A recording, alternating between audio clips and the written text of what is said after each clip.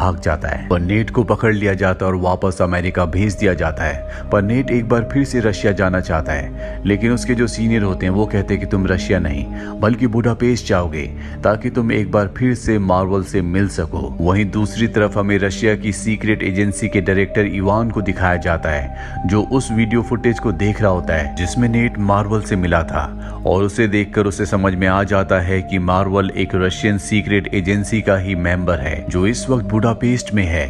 और अब इवान किसी भी कीमत पर उसे मारने के लिए किसी स्पाई को यानी कि जासूस को भेजना चाहता है। वो डोमिनिका के पास जाता है और उसे कहता है कि तुम्हें बुडापेस्ट जाकर मेरा एक काम करना होगा, और सबसे पहले तुम्हें इसके लिए ट्रेनिंग लेनी होगी।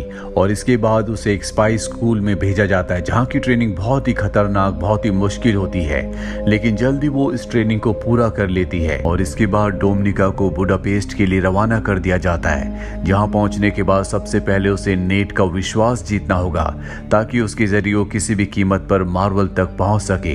दरअसल मार्वल का चेहरा कोई भी नहीं जानता, किसी को नहीं पता कि वो कैसा दिखता है, सिर्फ नेट ही एक तरीका है जिसके जरिए मार्वल तक पहुंचा जा सकता है। और अब डोमिनिका बुडापेस्ट पहुंच जाती है जहां पर वो अपनी एक साथी एजेंट के साथ रहती है। साथ ही अब वो नेट का पीछा करना शुरू कर देती है। वो उस स्विमिंग क्लब को भी ज्वाइन कर लेती है जहां पर नेट रोज आता है। डोमिनिका बार बार उसके सामने से जानबूझकर निकलती है ताकि वो उसे देखे।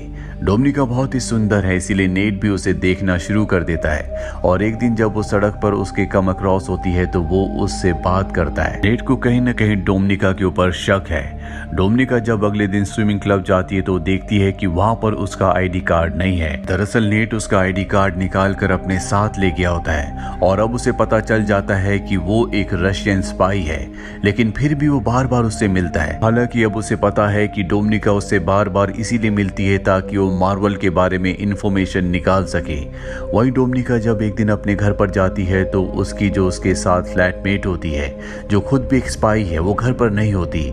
और जब वो घर की तलाशी लेती है तो उसे पता चलता है कि उसकी जो साथी है वो किसी अमेरिकन स्पाई से मिलने वाली है जिसे वो कुछ इन्फॉर्मेशन देगी, और उस इन्फॉर्मेशन के बदले उसे पैसे मिलेंगे। डोमिनिका समझ जाती है कि उसे भी उसी की तरह एक मिशन दिया गया है।